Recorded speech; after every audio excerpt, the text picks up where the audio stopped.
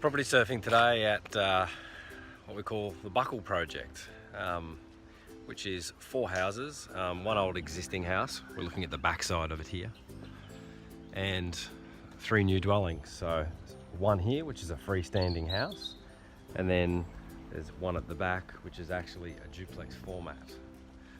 All of them are 3-bed, 2-bath, double lock-up garages, except for the old house, which is 3-bed, 2-bath, single carport at the moment, which will create into a double carport, and I'll show you the street facade afterwards. Anyway, as you can see behind me here, the frame's gone up on the freestanding house.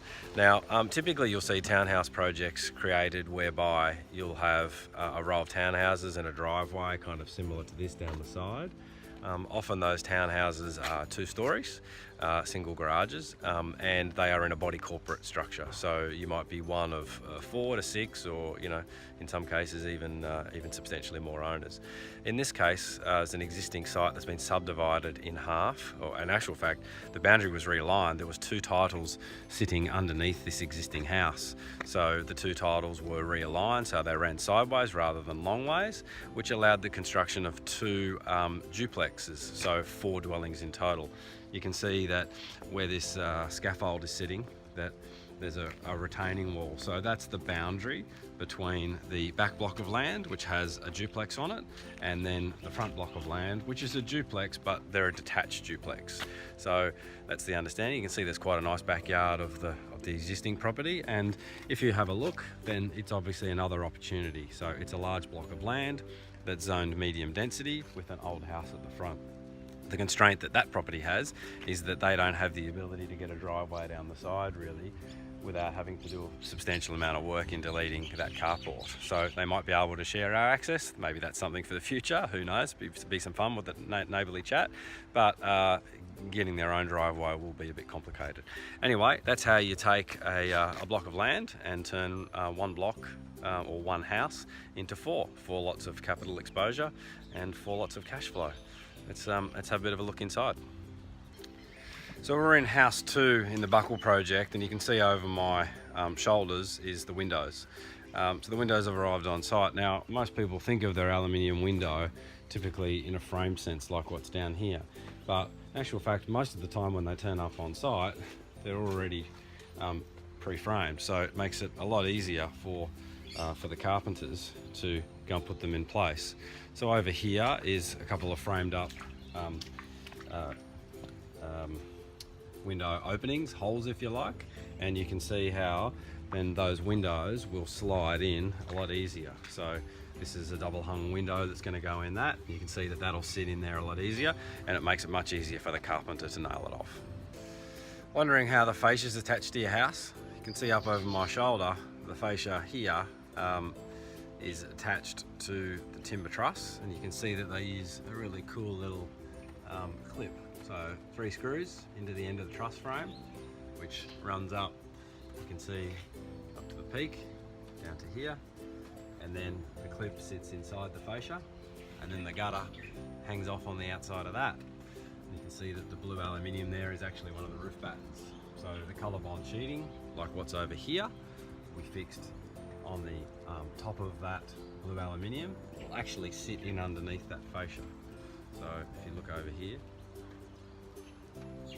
that's how your fascias are attached to your house. So we're inside one of the duplex dwellings, and I thought we'd go for a bit of a quick tour. You can see behind me that the kitchen's in and the plasterboard's in.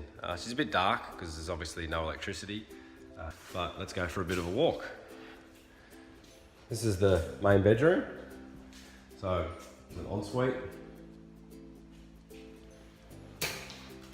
a walk-in robe, and the main bedroom.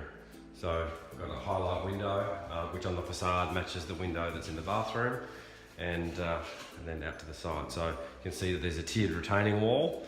It's a Tonka truck, that's for earth moving and excavation. It helps. That's going back out. Got a little walk-in robe. We're back into the kitchen area. You can see that the splashback, we've used a couple of windows here so that the landscaping on the outside, which can be done nicely, kind of brings the outside in. You can see the laundry, which importantly has access out to the back courtyard so easy to get to the clothesline, etc. This is obviously the living space. Some fencing and screening will be done to hide the neighbour, and there'll be a really nice outdoor patio there by the time we're finished. Then let's go for a walk. Another walk-in robe. Little boy's room. This is the double garage that runs out onto the street. We've got the third bedroom down here, which at the moment looks into the neighbour's place, which is lovely, but nothing some screening can't fix. Robe. The second bedroom, same again. And last but not least, the main bathroom. You can see quite a large shower's been bedded in there. Some of the cabinetry's arrived. So overall, that's a 3-bed, 2-bath product added into what was a large empty backyard. I just thought I'd talk about this little set of stairs here. So you can look over my shoulder. So we're in the garage here, and there's a set of stairs where you step up to the house. Let's try and get it on film there. There you go. Now, that might not seem like that big a deal, but why that's there is we've got a sloping site. So you go and cut the site down into manageable pieces so you can get a slab on ground solution. And the stairs allows you to step the garage slab down from the rest of the house, so it ties in nicely to where the driveway is. The reason that I'm talking about this is because it's a great spot to put a split level in your home, because walking in from the garage is not that big a deal as opposed to walking through the house. So it's a good way to use the slope of a site and the design of a house to get a good outcome. The previous house I showed you steps coming up from the garage into the house that helps get the slope of the land right. Here, which is the last home on the site, so it's the 4th one down from the street, we've got the reverse situation. So again, what we've tried to do is tie in the driveway as close as possible to the land level, and here we have the slab at the appropriate level, and then we step down into the home, and then the home is all on one level.